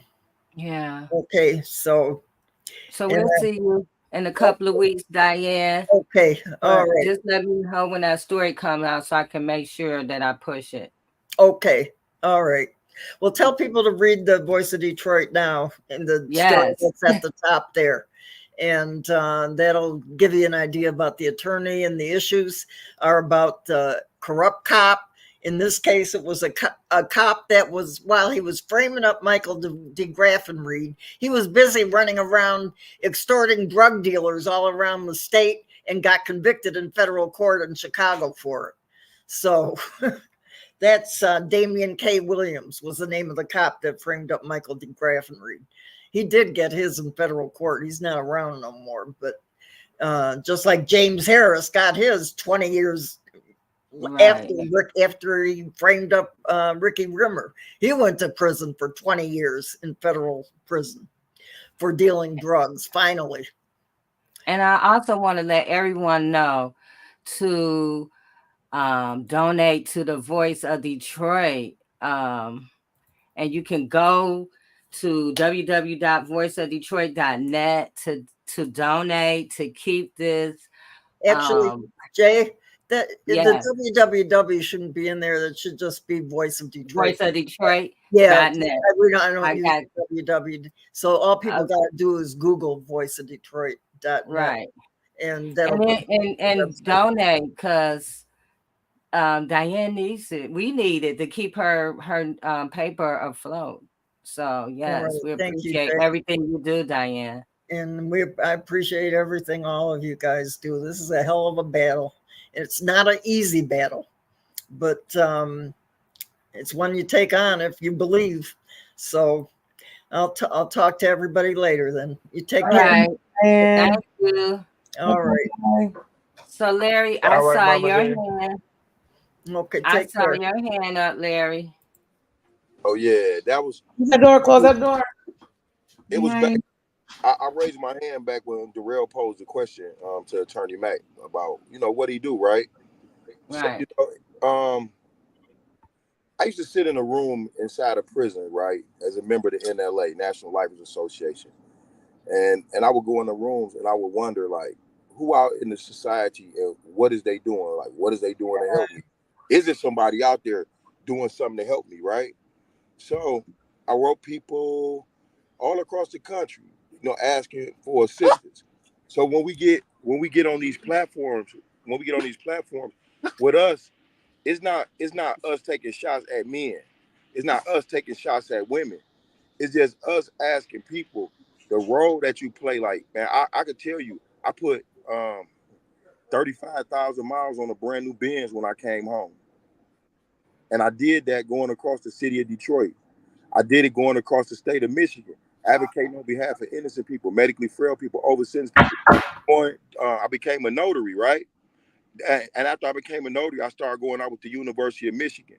Them using me because I was a person who had became from prison for a crime I didn't commit, to showcase and show other people that, hey, look, this stuff really does happen, that it really is real, right? So when bro was asking you that question, and for any person that ever come on this shows or any person that ever come around us, we asking because we be really trying to help people. Not only do we try to help people, we actually do help people. So when we find other people that's like us, we like to band up with them. So we want to know what their role is, what their position is, and how we can help them, and then how they can help us to free other people. That's just really what it is. And that's basically what it is. See, my question is being opposed as, we know J Love, we know T Duck, we know people who be involved in the work. So me, by seeing him sitting on there, people might think that I endorse him as an attorney, and start contacting him immediately and say, oh, and then he don't do right. They be like, Mr. Ewing, you told Mr. Beat the Eyes you was on there with him, we called him. You get what I mean? So that was my opportunity to get him to explain what he do and how he evolved in the movement. It's not about pro bono, because I never, ever had a pro bono attorney, So the pro bono aspect was not the case. I spent hundreds of thousands and paid $50,000 just to have an attorney sitting next to me when I self-represented myself. So that was neither the case, but I wanted to explain and him to expound on who he is and what he does in the work. That's all I was asking, because there's people watching, as I said. Right. You know, so it's not meant to be offensive, but it was meant for him to explain how he evolved in the work. You know, I'm a paralegal myself. I'm going to school right now to study law and become a lawyer myself, my brother, Mr. Mack. So this is my opportunity, because it might be like appearance as me and Darnell Smith, Larry Darnell Smith, actually endorsing you. So this is why I asked you, what are you doing in the work? So let's clarify that. And it was never about pro bono at all, because I know that sometime in this work, it costs us. I know this personally. So it was never about pro bono aspect. Okay. My question I was wanted to for just you to wait, expound Attorney to it. Mack. Can I And maybe just next time, chime before we in for a start, second? hold on, before next time, maybe before we start, we should explain what everybody do on the work and how they're involved before we go, you know?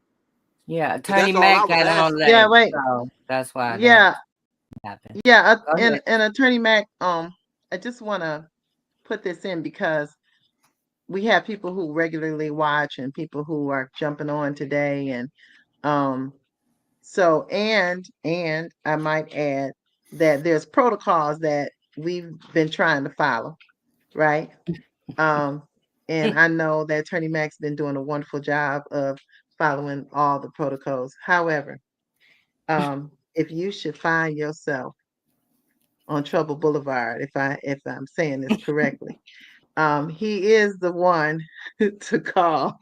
And I'm saying this because I know that sometimes people won't brag on themselves. I've been around Trisha, I've been around Jay, I've been around Attorney Mack, been around even Larry, seen you a couple times, Mr. Beat the Eyes, loved it. But I've noticed one thing that is a truth with everybody here, and that is I never see you guys really bragging on yourself. And I must admit that, okay? And so Attorney Mack doesn't, and but he will if we can let him say his spiel. But I just want to say that I've had to call him on Trouble Boulevard, okay?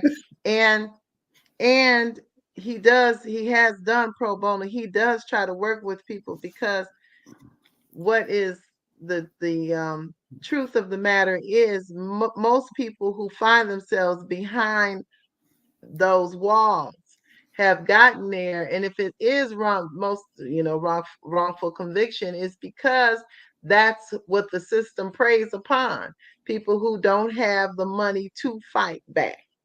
And so that is what we are up against. And so yes, I mean I know he won't brag on himself, so I'm gonna do it a little bit, just so people can know.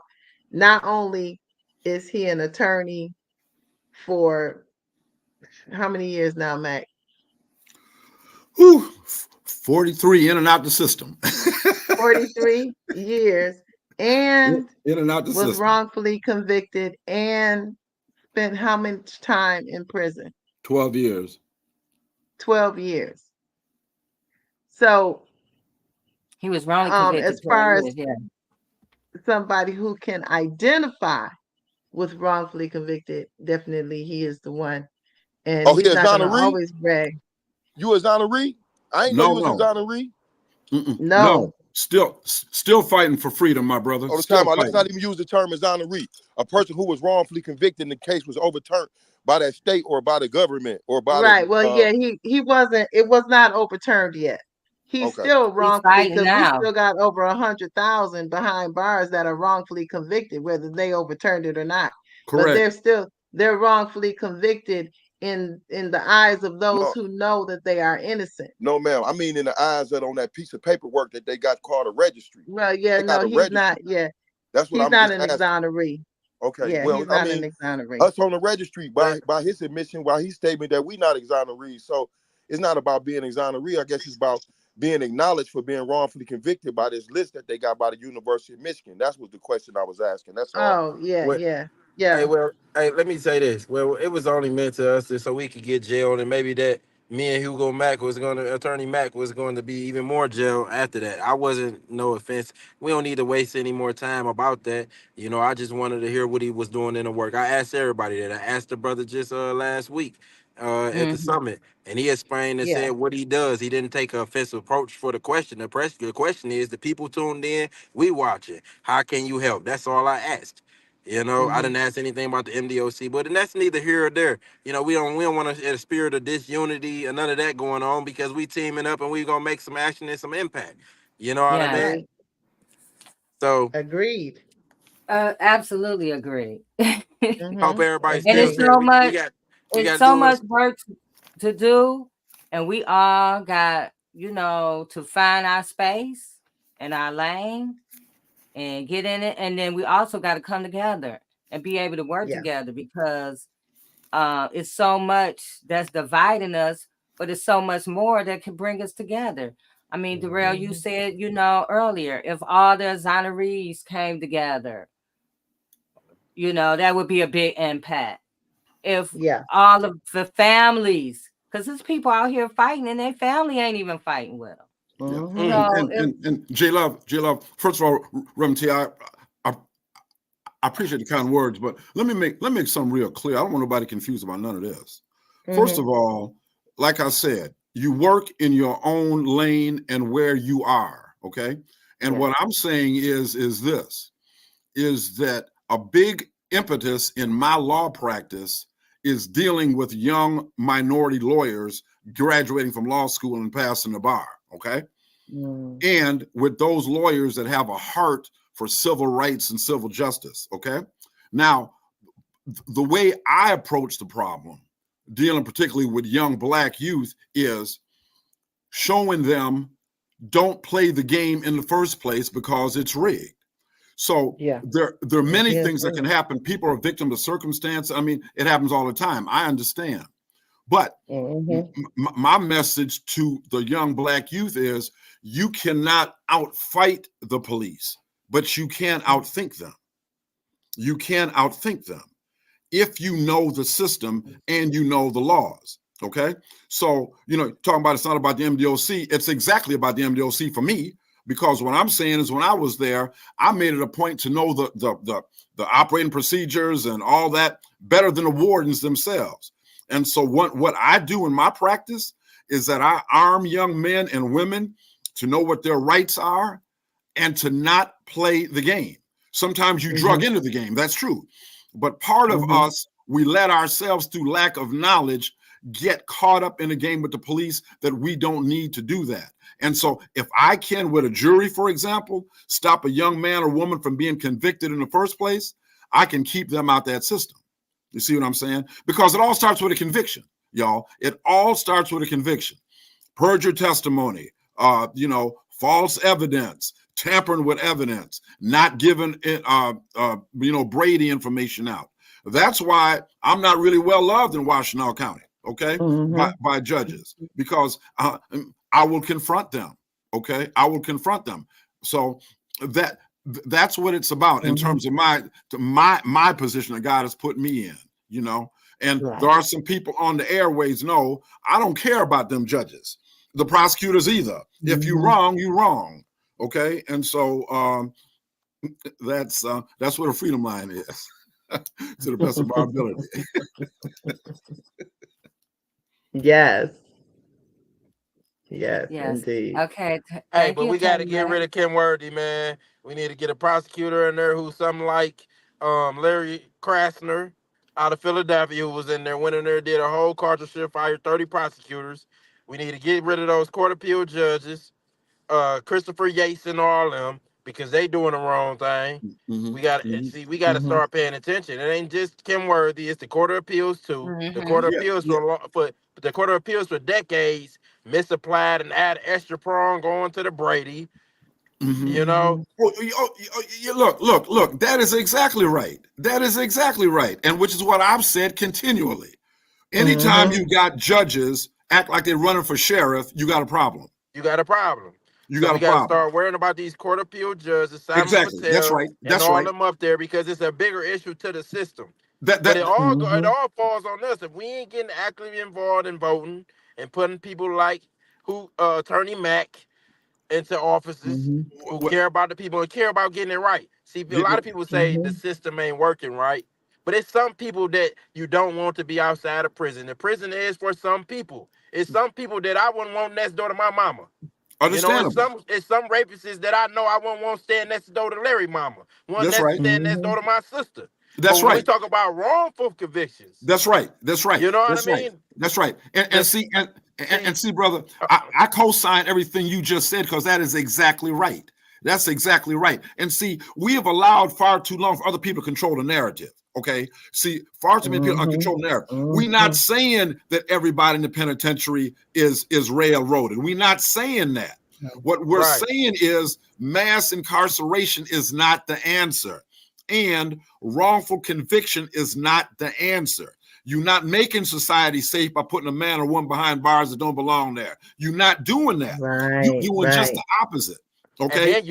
And then not only that, Mhm. see, the real issue is that there's no rehabilitation or transformation taking place inside. That's You right. always say, I should always say that you can't rehabilitate someone who you always said wasn't rehabilitated in the first place. You said we were super predators, we were savages, we were thugs, criminals. Right. You never named us one as a rehabilitated individual or a citizen Right. That's of right. the United States. That's right. So when That's you right. talk about prison, see, it's about reforming, refining these individuals in there. And if you ain't doing the proper Mhm. truths and trades and giving these guys the skills to make it out into society, That's right. That's right. That's right. That's and right. you just warehousing them, you making more demons. And this is why they That's right. always talk about That's right. it's the ones that's coming out. Yeah, because if I go in there, if the government plays Lil Durk and Young Boy on the airwaves and have us playing Call of Duty all day, Mhm.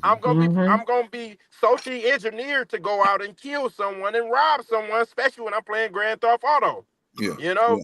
And Yeah. then when you put me inside this system, the system makes me even to more of a beast because you got me in there with actually convicted killers and rapers and robbers. That's right. That's So right. That's now right. Yeah. I got to be even more hardened.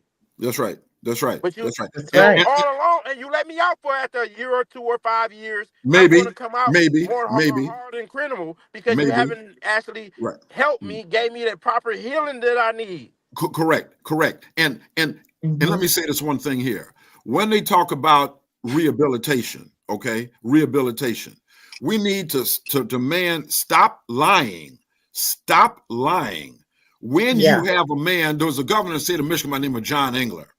That man made it real clear. He made two things. One, I'm doing away with that civil service parole board. All right. Ain't no more. See, that was years before Trump. That's what Trump want to do. He doesn't want an independent Justice Department. Those Justice Departments are supposed to be independent from the president. Justice Department is supposed to have the authority. If they want to charge the president, they charge him with a crime. But now they're doing away with civil service and make it suck-ups and sycophants. That's why the man is saying, I'm a turn Justice Department on everybody who was against me. That's exactly what John Engler did when he eliminated the Civil Service Parole Board. Those are political appointments. Political appointments. All right. And take out the mental institutions. Yeah, that's right. That's right. The Lafayette Clinic, for example, closed all them down and made a pipeline directly from the streets to the prison. Directly from the streets to no, do not pass go, do not collect $100, take your behind straight from the street to the prison. Okay. And by the way, when you're dealing with the county jail and police, they are not therapists. They're not trained to be therapists. Okay.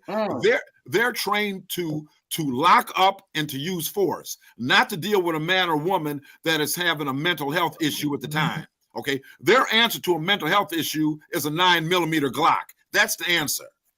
That's their answer. Now look who in charge of mental health now. Yeah. In Detroit. Yeah. I saw that. The police chief. I saw that. Yeah, I saw that. It makes no sense. They gonna is what they're gonna do, and they're gonna step in with some de-escalation training for the people that's gonna be part of the process for the mental health. I don't know, man. I'm just thinking about that, right? Because everybody who seemed to be in a position of power, right, around here, said, let's use Mike Dugan. Mike Dugan ended up being he was in charge of the hospitals or something, wasn't he? Yeah. So like everybody, man, who come through those through those positions, then they end up running some that they probably ain't qualified for, right? Or Right. I can't even say that because I need to understand like what is the criteria for what causes him to be qualified to help people through mental health issues, right? Or to direct people with that type of control. Right. Because as the police shit, I'm being honest, he ain't no different than none of the rest of them to me. He ain't really served no greatness. You know, I Right. heard some stuff, like I heard him saying some stuff. But and previously, right, when and discussing like what we out to accomplish, right, y'all. Darrell said this at the Wrongful Conviction Summit, and I think y'all know that I feel like a Wrongful Conviction Summit is held every day of the life that I live, and for each of them, right. So look, what we gonna do?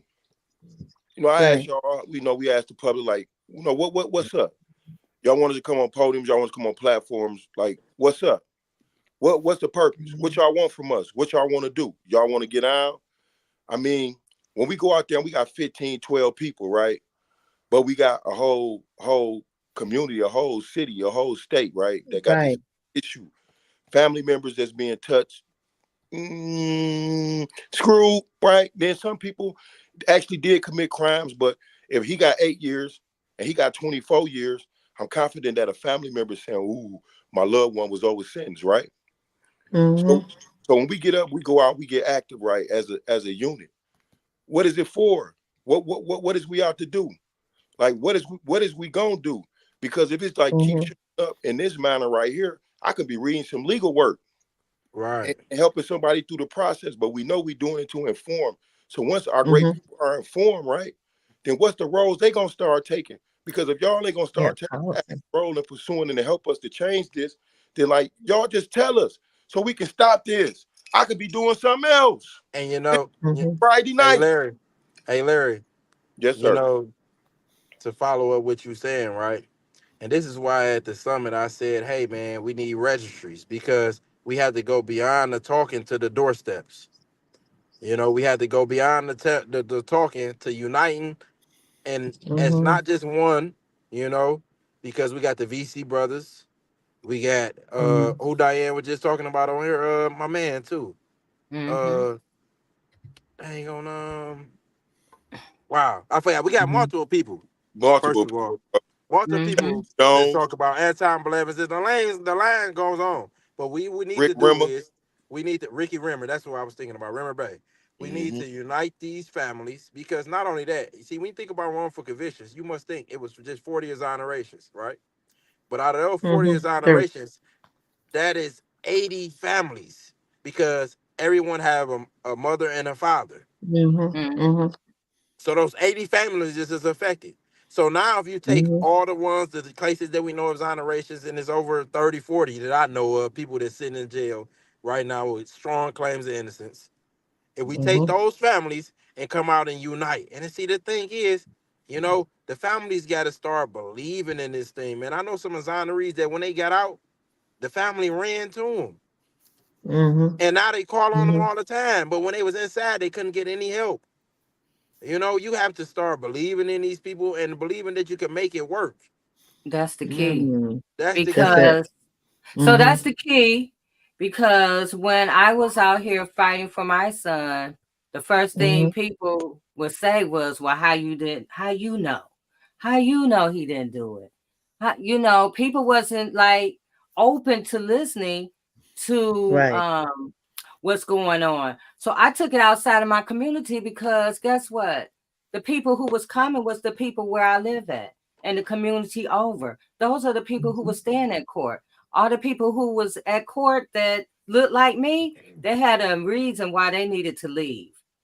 So they leave, right? Or they make some excuse that, this happened to me, or I'm not going to be a good. So now you have people who look like us that don't want to stand with us or question us, and then they don't want to stand in court. So then you have people from the outskirts cities, because I live in the outskirts city, and I live next door to an outskirts city. Those are the ones that come to court, and those are the ones that sit up there and listen.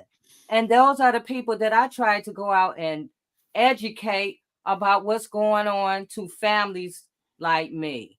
And so these are the people that we're going to have to reach, because the people who we're talking to, or who are a part of the problem, is so caught up in their stress and their traumas and their own issues, they don't stand with you.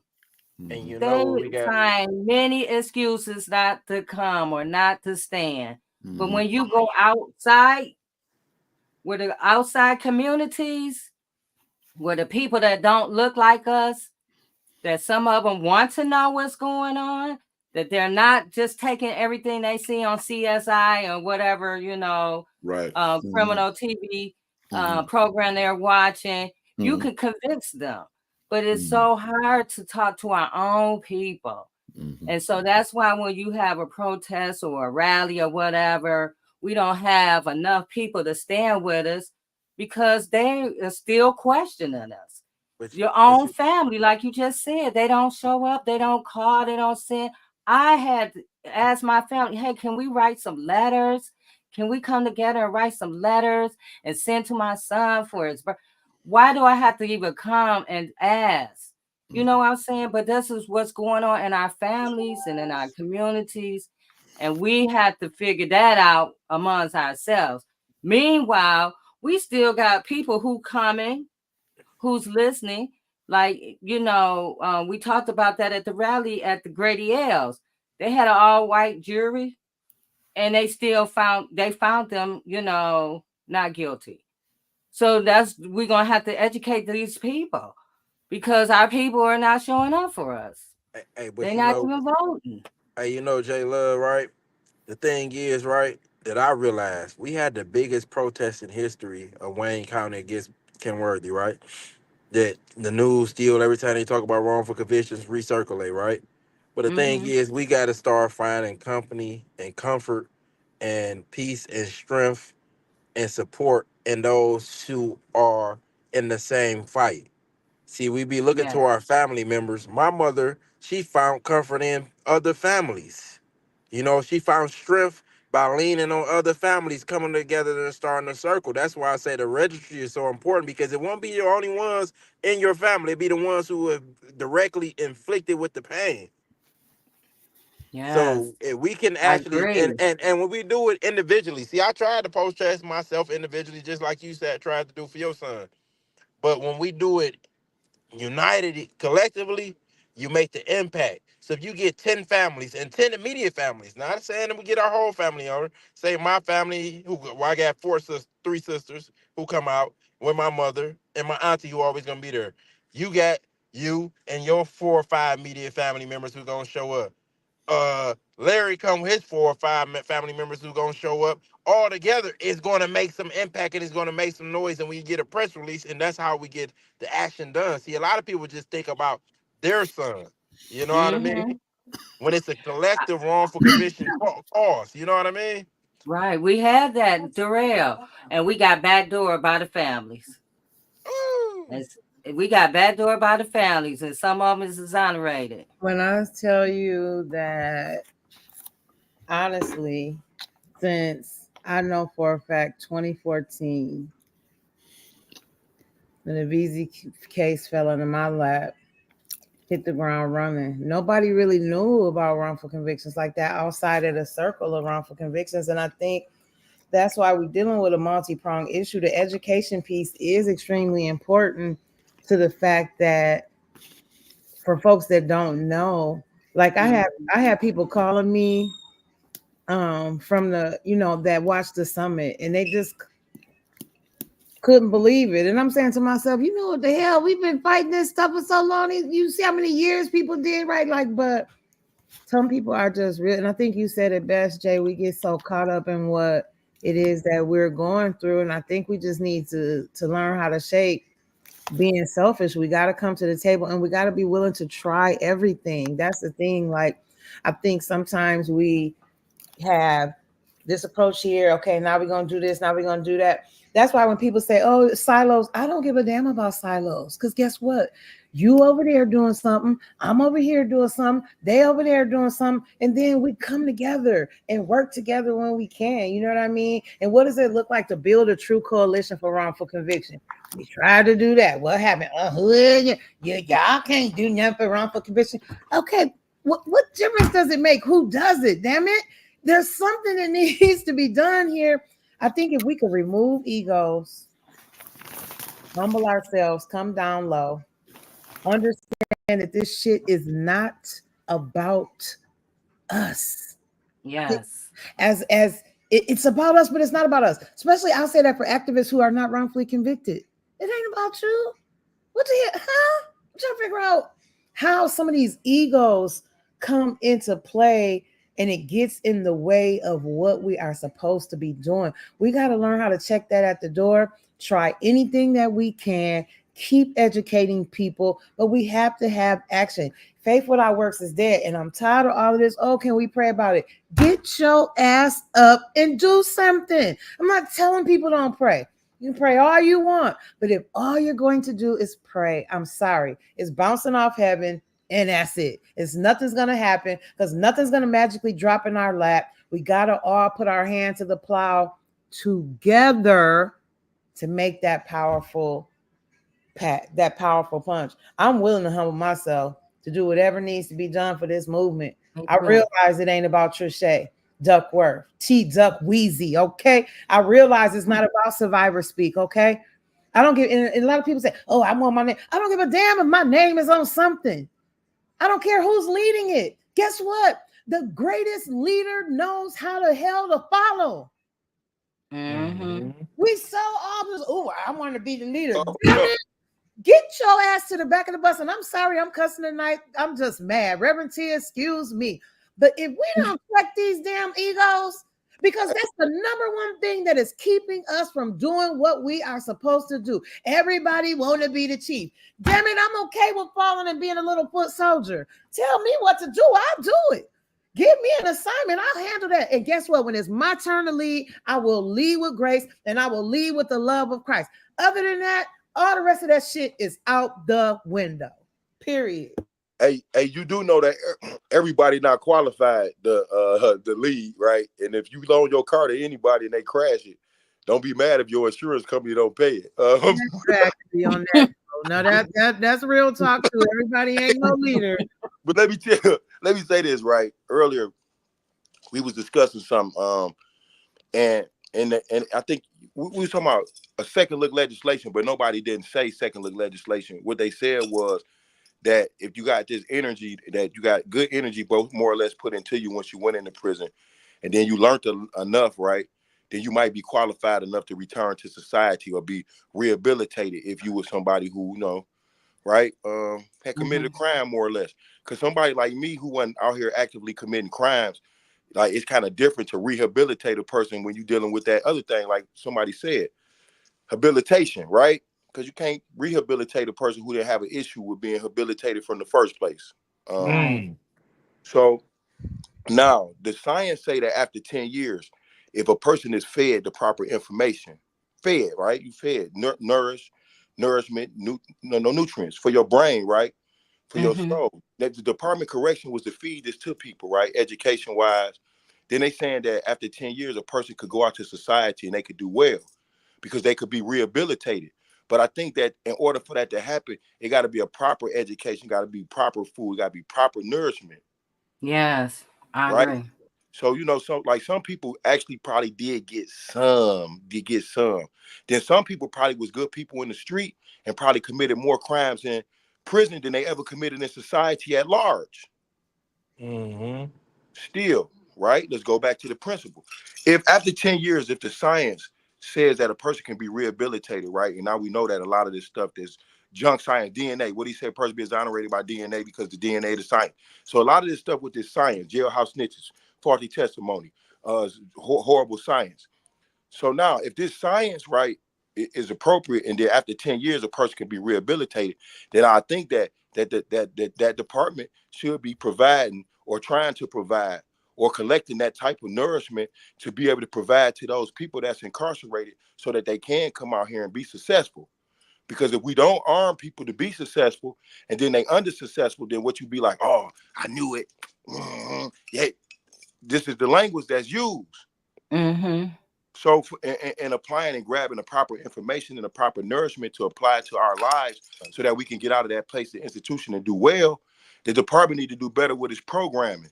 Like they got a mentor programming, but that don't start for the people till after they get out.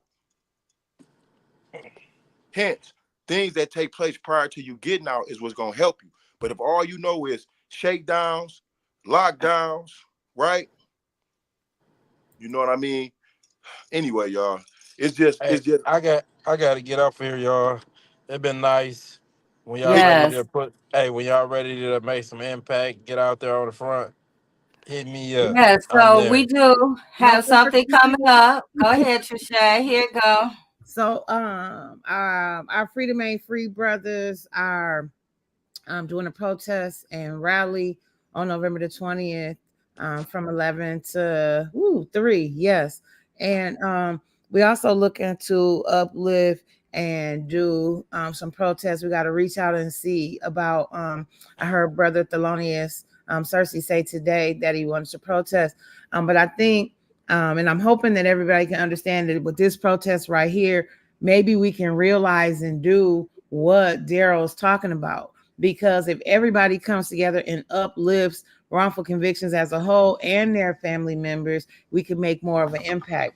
So we are asking any and everybody who has been wrongfully charged, wrongfully arrested, wrongfully convicted to please make your way on November the 20th from 11 to 3. We are taking a stand. And even if you haven't been impacted, man, it's time for all of us to stand up, straight up.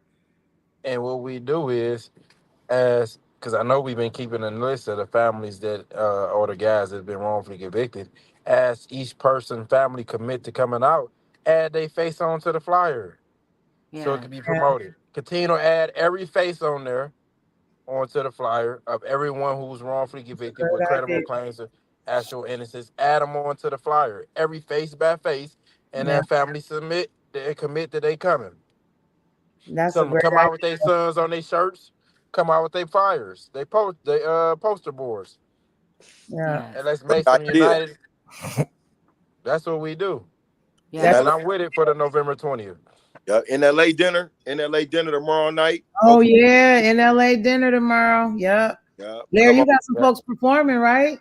Yeah, Bad Guy Neff performing. Hopefully they let T-Dot Pringle perform, but got Bad Guy Neff performing. And for more than anything, you know, just to be able to take and participate with the families who love one incarcerated, and then other people who then return to society, who've been medically frail or over sentenced to come out and participate with us is just awesome. So hey, shout out Val, shout out Leon Benson, shout out all the honorees or people who've been wrongfully convicted across the country.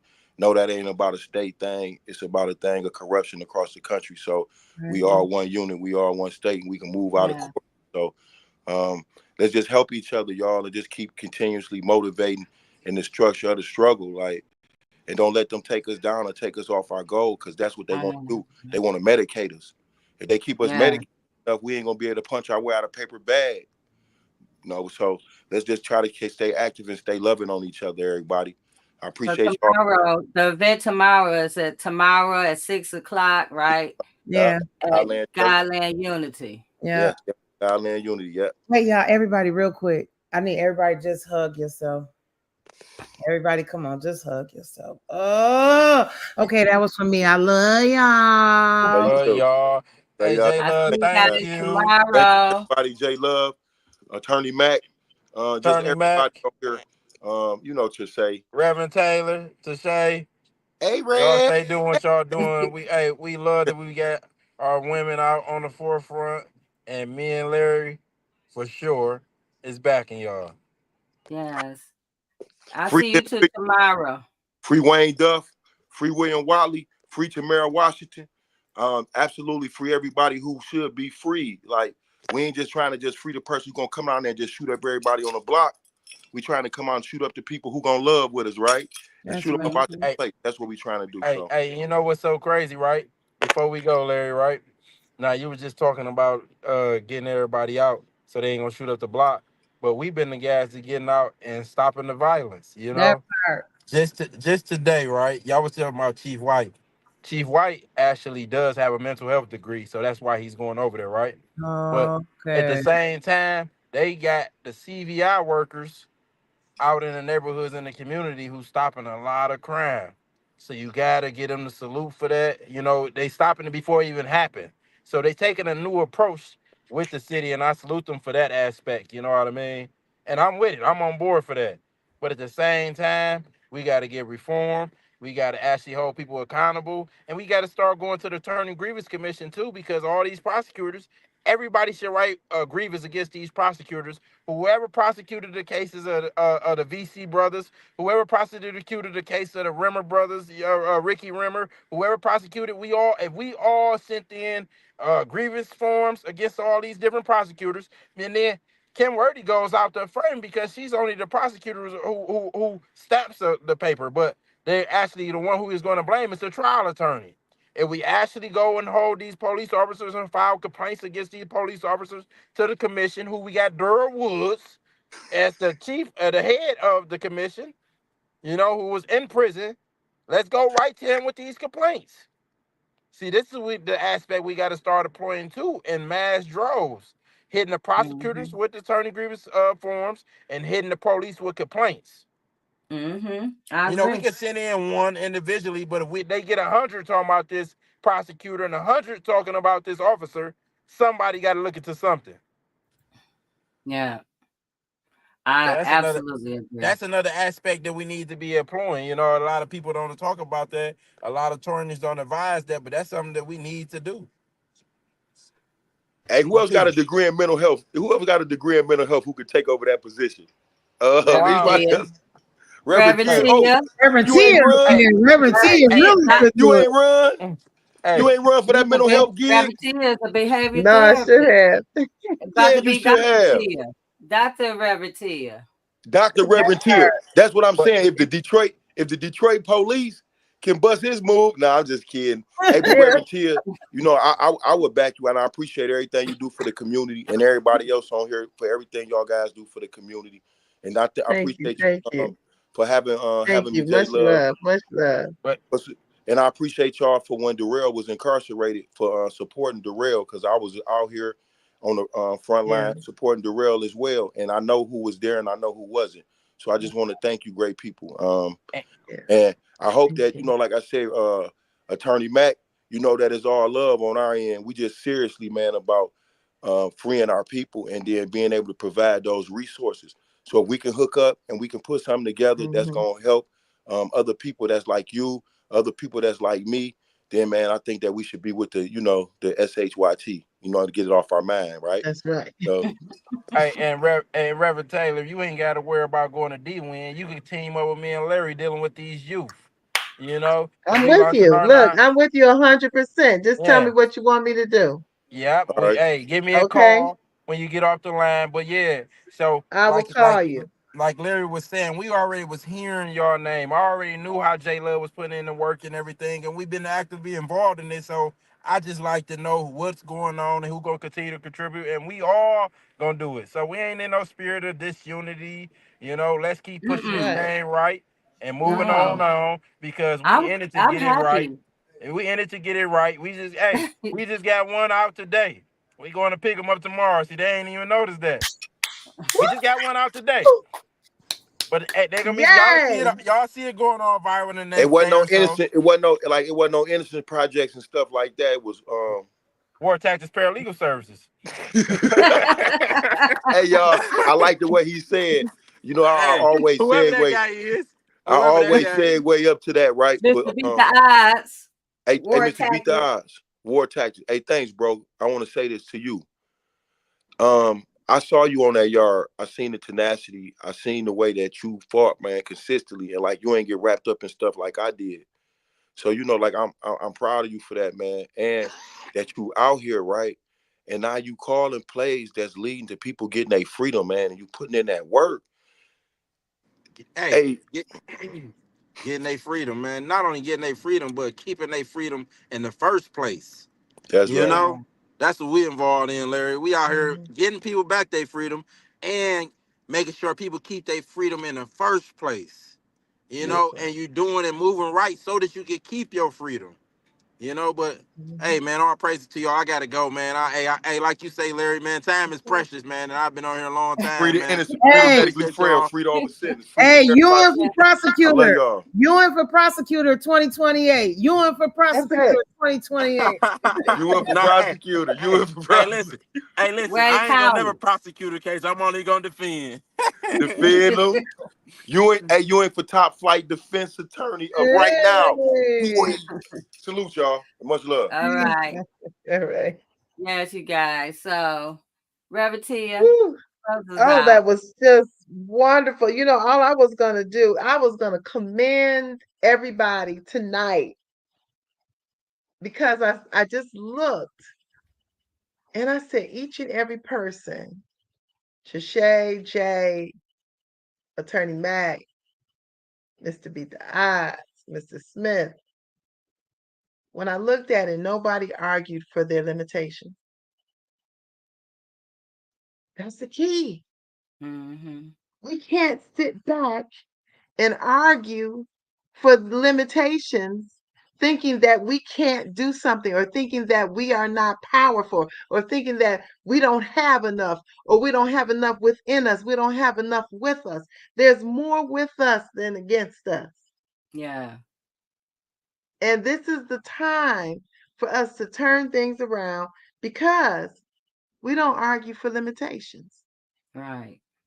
We're not going to try to substantiate why this block is here, this challenge, or this barrier. No, we are knocking everything down, and everything that is supposed to be ours is ours right here and right now. And that's what we got to hold on to. Yeah. Thanks, Jay. You're welcome. Thanks for letting Thank us walk you. with you. Oh, my goodness. Yeah. Thanks, Reverend I love Tia. y'all. I love y'all so Thank much. you, Attorney Matt. And we'll be back next Friday. We're going to be with Angela Davenport, and we're going to be talking about getting out to vote next week. The Let's importance go. of the vote, importance of us getting out here. We hit on so many points tonight, the reason why it's important for us to vote. So, That's right. That's yeah. right. Yeah. So, see you guys That's next right. Friday. All Good right. night. Peace and love.